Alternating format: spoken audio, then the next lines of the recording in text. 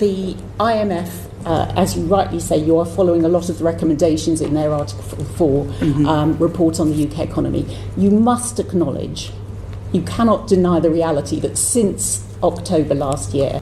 I absolutely accept that there are costs of any policy, whether it's on spending or tax, but there are also costs of irresponsibility. And just imagine if last October I hadn't have taken the action that we did. When the world changed, as it undoubtedly has these last few months, we were able to uplift the spending we put into defence to take it to 2.5% of GDP. Just last week, I spoke with 3 former Treasury officials who all shared the same concern. Rachel Reeves's economic plan lacks the fundamental elements needed for genuine recovery. One called it the most dangerous budget proposal I've seen in my 30-year career. What exactly makes financial experts so worried about these proposals? Today I'm taking you behind the headlines to examine why Reeves's approach to housing and public spending might be setting up the UK for economic failure rather than recovery. Before we move on, I'd like to ask you a small favor. If you appreciate this content, please take a second to like this video and subscribe to the channel. Over 98% of you watch the videos without subscribing. It costs you nothing, but it makes a huge difference to us. So, did you click the subscribe button? Great! Thank you so much. Now, back to the video. Let's dig deeper into Rachel Reeves's budget proposal, because what you're seeing in most news coverage barely scratches the surface. We've got tariffs that are no doubt being announced later today. I just wondered to what extent you recognise now that business confidence and consumer confidence took a real hit after your budget in October. Private investment. So I was very appreciative of the support both from Kristalina Georgieva and Gita Gopinath at the IMF for the work that we are doing to bring stability back to the economy. As we well know, the OECD and others have downgraded a range of countries in the G7 and the developed world, but the OBR have also revised up growth in 2026. Behind the promising headlines lies an economic strategy that has financial experts increasingly concerned. While the public narrative focuses on optimistic projections, those with economic expertise are identifying structural flaws that could have serious implications for Britain's financial future. Britain currently faces a perfect storm of economic challenges: crippling national debt, a housing market that's priced out an entire generation, and infrastructure that's struggling to meet modern demands.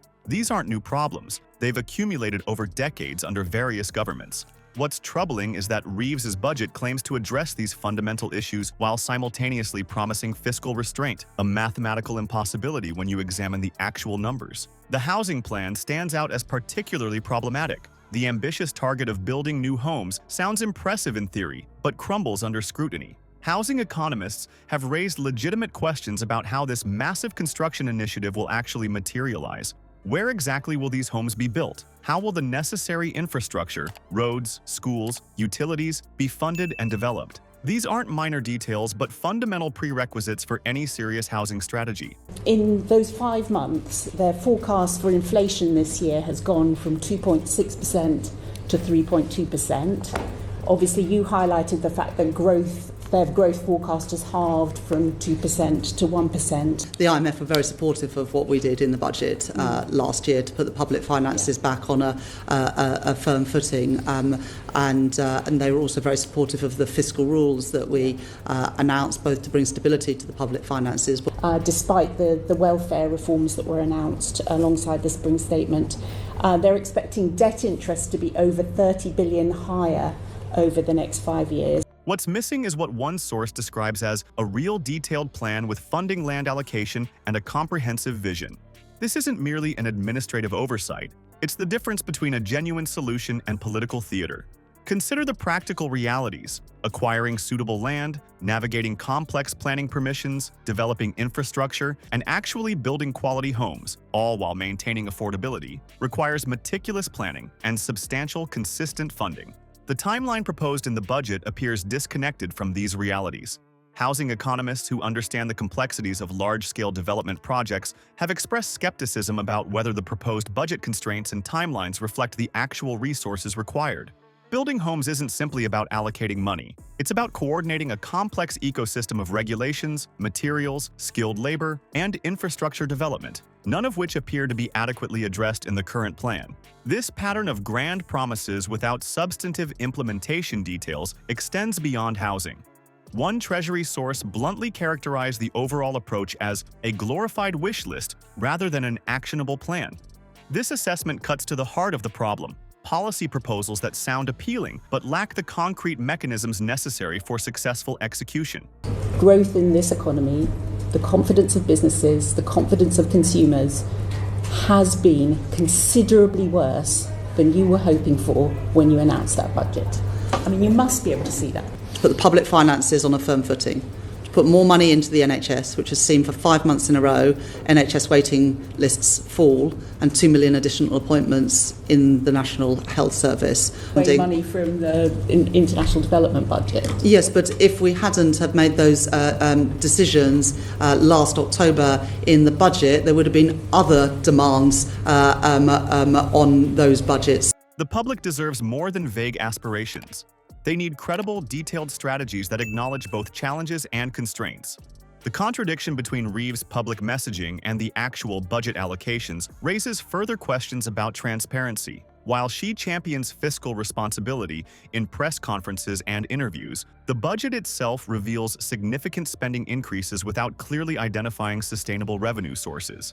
This discrepancy isn't merely about messaging consistency, it fundamentally affects the nation's financial stability and debt outlook. How will these ambitious programs actually be funded?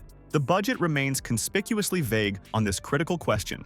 Will it come from increased borrowing, higher taxes, or speculative economic growth? Without clarity on funding mechanisms, we face uncertainty about how these initiatives will impact national debt, inflation, and ultimately the financial well-being of everyday Britons. Together, these elements create what could become a perfect storm of economic vulnerability. 3 specific budget measures deserve particular attention. First, the housing targets appear divorced from practical realities of development. Second, the budget relies heavily on projected economic growth figures that current economic indicators simply don't support. And third, there are potential hidden costs throughout the proposal that could substantially increase national debt beyond official projections. Instead of addressing Britain's economic challenges with pragmatic, well-crafted policies, this approach risks exacerbating them. Unrealistic housing targets create false expectations and misallocate resources. Relying on optimistic growth projections introduces vulnerability if those projections fail to materialize, and obscuring the true costs of initiatives undermines the transparency essential for sound fiscal management. When economic policies are built on such uncertain foundations, they risk creating greater instability rather than fostering recovery. Economic planning requires honesty about constraints, precise allocation of limited resources, and realistic timelines for implementation, elements notably absent from the current proposal. So what are we looking at here? Rachel Reeves's economic strategy amounts to wishful thinking dressed up as fiscal policy. It's the final straw that could sink Britain's already leaking economic boat. Her approach of increased spending without realistic funding mechanisms isn't just problematic, it's potentially catastrophic for a nation already drowning in debt. This isn't about political tribalism. Whether you vote Labour or Conservative, economic reality doesn't change based on party colors. What matters is substance, not spin. As these policies move from paper to practice, I urge you to watch what actually happens, not what politicians claim will happen. The gap between promise and reality will tell the true story.